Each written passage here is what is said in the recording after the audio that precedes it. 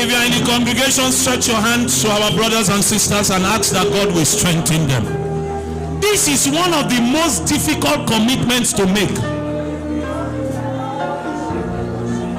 Because what you are doing is say, Lord, see the life or spend it. I was hearing P. Sam say yesterday, God just told him, leave Kogi, go to the southwest. Uproot your life, uproot your wife, uproot your ministry. Go!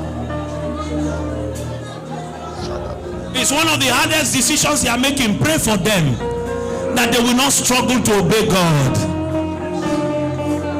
that they will not struggle with the will of God. The mind of God will be clear, and every grace, every anointing, every enablement, God will begin to give to them. Yes, yes, yes, yes. The Lord is telling me that there are some of them that have been struggling with weaknesses. Let's pray that God will give them grace to overcome.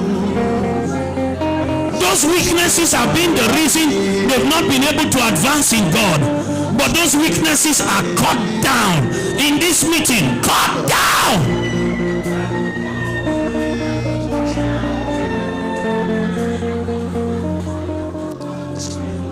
I will never corrupt the seed that I carry.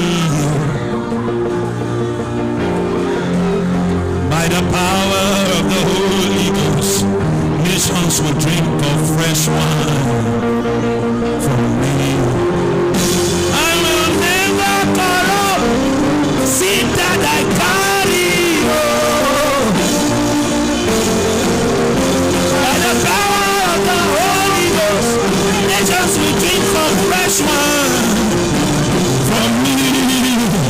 I will never corrupt the seed that I carry.